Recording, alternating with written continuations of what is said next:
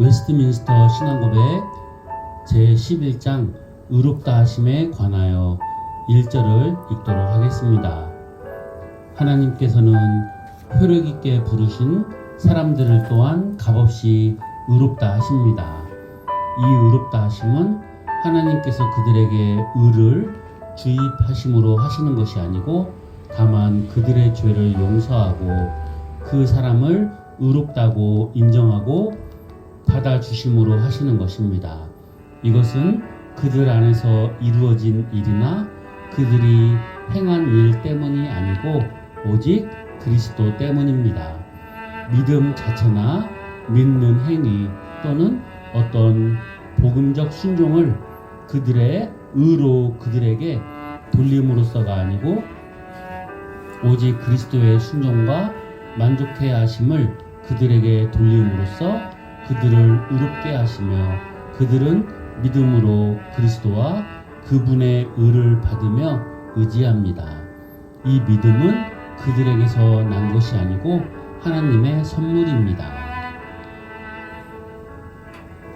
종교개혁자 마틴 루터는 믿음으로 의롭게 된다는 칭의 교리는 올바른 교회인지 타락한 교회인지를 분별하는 표준이라고 했습니다.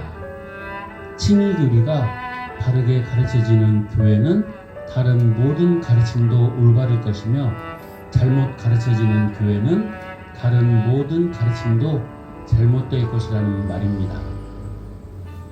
루터의 이런 표현은 가톨릭 교회에 그릇된 칭의 교리로 인해 그의 영혼이 평안을 얻지 못하고 불안과 두려움 속에서 오랜 세월을 지내야 했었기 때문입니다.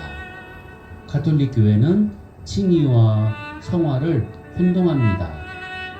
칭의는 믿음이 아니라 세례받을 때의 구원의 은혜와 함께 자동적으로 주입되며 이때 주입된 은은 점진적인 과정을 거치면서 성장해 가는데 순종과 선행을 동반한 믿음을 통해 더욱 성장하고 의롭게 되어진다고 주장합니다.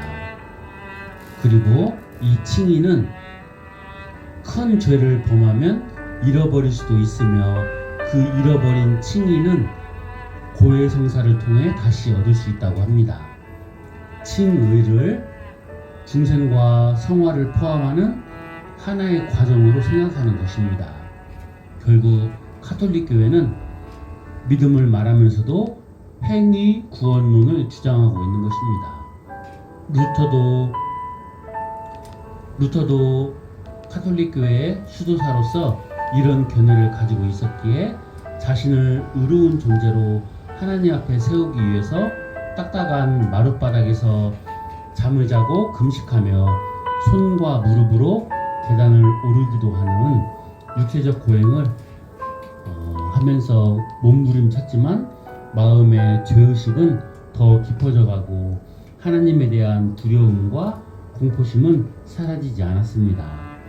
그렇게 방황하는 루터의 영혼을 성령께서는 말씀으로 이끄셔서 로마서 1장 17절에 오직 의인은 믿음으로 말미암아 살리라 하는 말씀으로 그의 영혼을 깨우치셨습니다. 죄인은 어떤 행위로도 하나님 앞에 의로워질 수 없고 오직 믿음으로서만 의를 얻는다는 이신칭의 교리를 깨달은 것입니다. 루터의 영혼이 지옥에서 해방되는 순간이었습니다. 성경이 열리고 그는 천국의 문으로 들어서게 되었습니다. 두려움과 공포심은 사라지고 평안과 기쁨이 그에게 넘치기 시작했습니다. 그 위대한 종교개혁의 역사는 여기서 출발된 것입니다.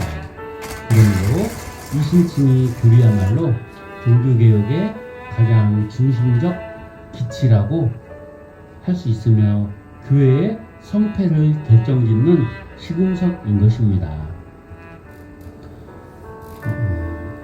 웨스트민스터 신앙고백 제1장의 1절에 제목을 붙인다고 하면은 의롭다 하심의 정의가 무엇이냐, 칭의의 정의는 무엇이냐 하는 것입니다.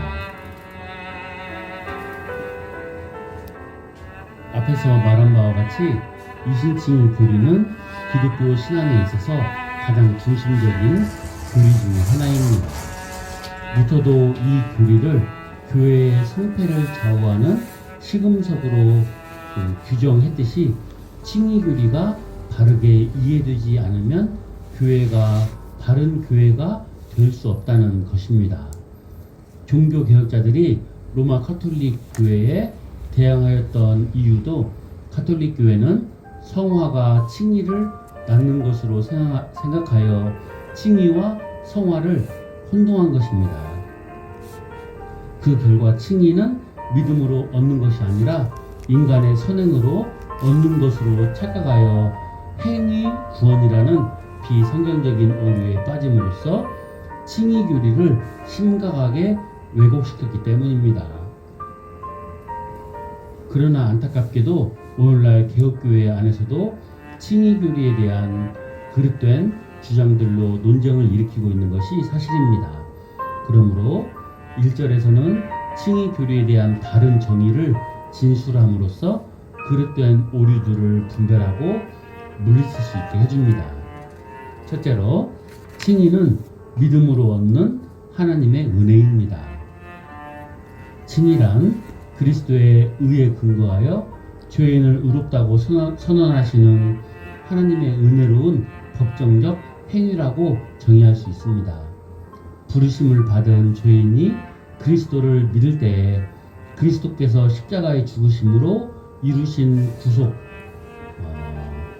그리고 율법을 온전히 지키심으로 획득하신 의, 그것이 죄인에게 전가되는 것입니다.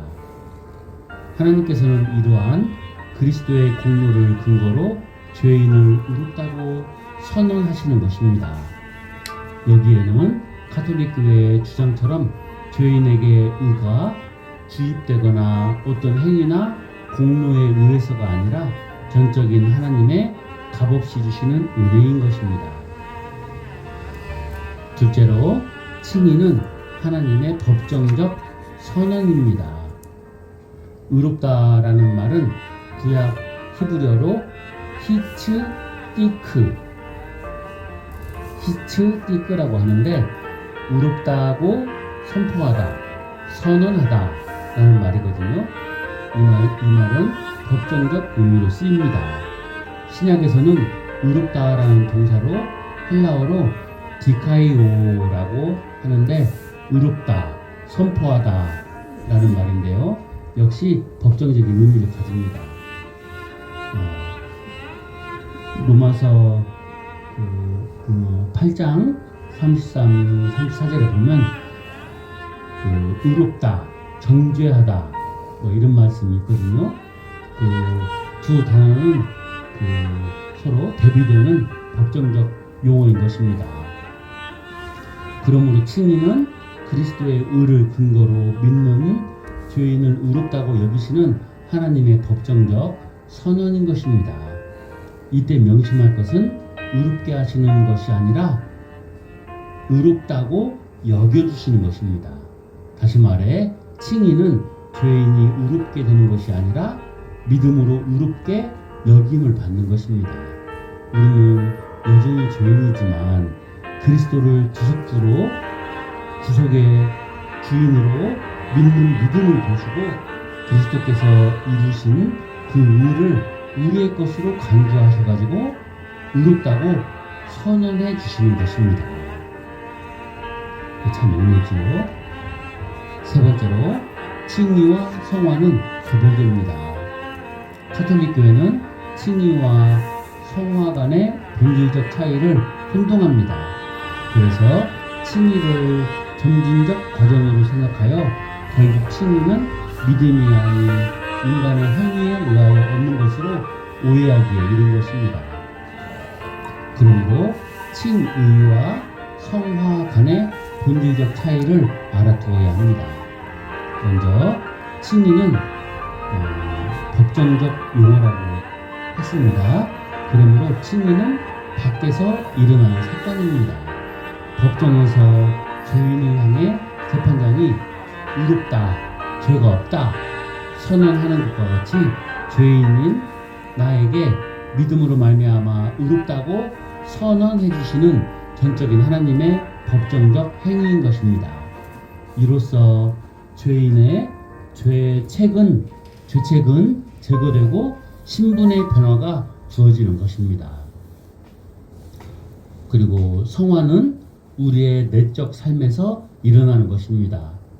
죄의 오염을 제거하고 하나님의 형상으로 새롭게 되어가는 우리 안에서 일어나는 점진적인 과정인 것입니다. 칭의는 밖에서 일어나지만 성화는 우리 안에서 일어나는 것입니다. 칭의는 한 번에 일어나는 단회적인 사건이며 반복되지 않습니다. 그러나 성화는 일생 동안 계속되는 성장 과정이라 할 것입니다. 옛 본성은 죽여가고 새 본성은 성장시켜가는 영적 투쟁의 삶인 것입니다. 칭의는 성부 하나님의 행동이지만 성화는 성령 하나님의 활동입니다. 성부 하나님께서는 의롭다고 선언하시고 성령 하나님은 거룩하게 하시는 것입니다. 또 네 번째로 칭의에는 두 가지 요소가 있습니다. 칭의는 죄사함뿐만 아니라 하나님의 양자됨과 영생의 모든 복을 부여받는 것까지 포함됩니다. 이 은혜는 그리스도의 사역을 통해 주어지는 것으로서 그의 능동적인 순종과 수동적인 순종으로 이루어진 것입니다. 수동적인 순종이란 그리스도께서 받으신 고난을 말합니다. 여기서 수동적이라는 표현은 그리스도께서 억지로 순종했다는 의미가 아니라 그가 받으신 십자가의 고난을 의미하는 것입니다. 그리고 능동적 순종은 그리스도께서 인간을 향해 요구하시는 하나님의 율법을 완전하게 지키신 것을 뜻합니다. 그리스도는 수동적 순종을 통하여 우리가 받을 형벌과 저주를 대신 받으심으로써 죄를 용서받을 수 있는 공로를 이루셨습니다. 그리고 능동적 순종을 통하여 우리가 지켜낼 수 없는 율법을 대신하여 완전하게 지키심으로써 우리가 하나님의 자녀로 양자됨과 영생의 복을 누릴 자격을 얻어내신 것입니다. 그러니까 하나님의 양자가 될 수 있는 영생의 복을 누릴 수 있는 그 의를 획득하시는 것이라는 말입니다. 그러므로 그리스도가 우리의 구원을 위해 행하신 속죄 사역은 십자가의 죽음만이 아니라 율법을 완전하게 지키심도 포함되는 것입니다. 다시 말해서 예수님의 속죄 사역은 십자가의 죽으심 그리고 율법을 완전하게 지키심 다 포함하는 말이라는 얘기예요.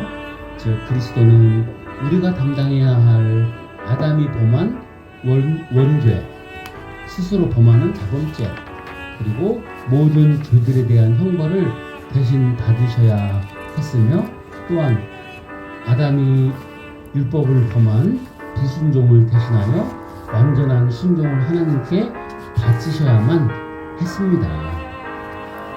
이렇게 이루신 그리스도의 대속과 순종이라는 이중적 사역의 결과가 칭의를 받을 때에 우리에게 돌려지는 것입니다. 즉 우리가 칭의 곧 의롭다고 여김을 받을 때에 우리에게 돌려지는 그 전가되는 그리스도의 의는 대속과 순종으로 획득되는 그 공로인 것입니다. 이와 같이 그리스도께서 이루신 공로를 근거로 믿는 자들에게 의롭다 선언하시는 것이 칭의인 것입니다. 칭의의 소극적 요소는 죄인의 죄가 용서되었다고 선포하는 것이며, 칭의의 적극적 요소는 그리스도의 적극적인 의가 전가된 것입니다. 그러므로 신자들이 명심해야 할 것은 그리스도의 속죄 사역을 논할 때에는 그리스도의 순종의 두 국면인 수동적 순종과 능동적 순종을 함께 말해야 하고 분리시켜서는 안 됩니다. 그리스도께서 고난을 담당하신 것과 그리고 율법을 온전히 지키신 것을 함께 이해하고 말할 수, 고백할 수 있어야 한다는 것입니다. 제 1절은 이 정도 해서 마치겠습니다. 감사합니다.